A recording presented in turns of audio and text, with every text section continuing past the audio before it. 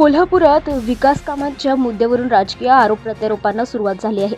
शिवसेना ठाकरे गटाचे उपनेते संजय पवार यांनी उत्तर विधानसभा मतदारसंघाचे आमदार राजेश क्षीरसागर यांच्यावर गंभीर आरोप केले आहेत. क्षीरसागर मोठा गाजवाजा करून विकास कामे झाल्याचा दावा करत असेल तरी गेल्या 12 वर्षात मतदारसंघात ठोस विकास कामे झालेली नाहीत असा दावा पवार यांनी केला. जनतेची दिशाभूल करून फसवणूक करण्यात आल्याचा आरोपही त्यांनी केला आहे.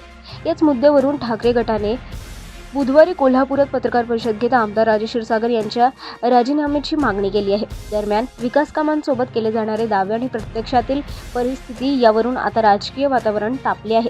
ठाकरे गटाच्या आरोपांवर आमदार राजेश क्षीरसागर काय प्रत्युत्तर देतात याकडे राजकीय वर्तुळाचे लक्ष लागले आहे.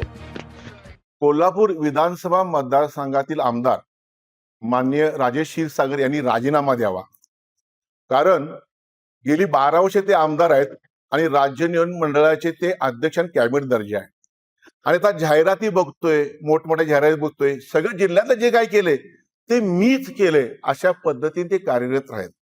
परंतु मूलभूत सुविधा ज्या आमच्या हक्काच्या आहेत त्या हक्काच्या मूलभूत सुविधा ज्या गेली 12 वर्ष आम्हाला मिळाल्या नाहीत आणि म्हणून आम्ही त्यांचा राजीनामा मागतोय.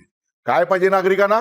चांगलं स्वच्छ मुबलक पाणी, कचरा उठाव, कचऱ्याची निर्गत झाली पाहिजे, दिवाबत्ती पाहिजे आणि आरोग्य सेवा पाहिजे, बगीचे, क्रीडांगण, ह्या मूलभूत सुविधा तुम्ही आम्हाला देणार नसाल आणि चांगले दर्जा रस्ते पाहिजेत आम्हाला, ते तुम्ही दिले का? तर नाही दिले. नुसतं लढ मन म्हणून लोकांना फसवण्याचं तुम्ही काम केलेलं आहे.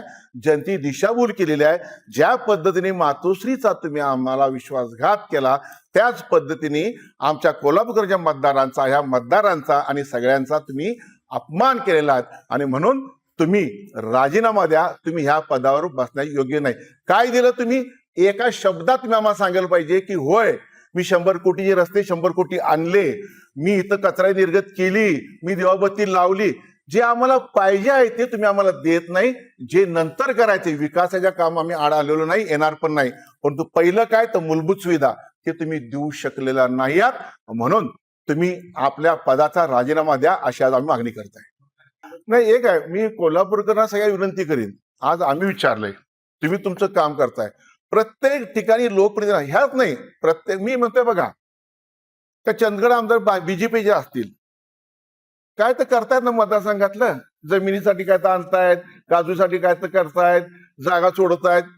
एक तरी काम सांगावं. तुमच्या क्लिप वेगळ्याच आम्हाला बघायला मिळत आहेत. चांगल्या क्लिप आम्हाला बघायला मिळाव्यात अशी आम्हाला अपेक्षा आहे तुम्ही आमदार म्हणून. अहो, तुम्ही काय दिलं आम्हाला हे तुम्ही सांगा ना. आणि दर्जेदार काय दिलं का? एक सुद्धा तुम्ही काय दिलं नाहीत. 12 वर्षात दिलेलं नाही आणि आता सांगताय मी करणार. 12 वर्षात तुम्ही काय केलं? नुसतं फसवण्याचं काम केलेलं आहे. ते ह्या पदावर राहणं योग्य नाहीत. त्यांनी राजीनामा देणं हे क्रमप्राप्त आहे.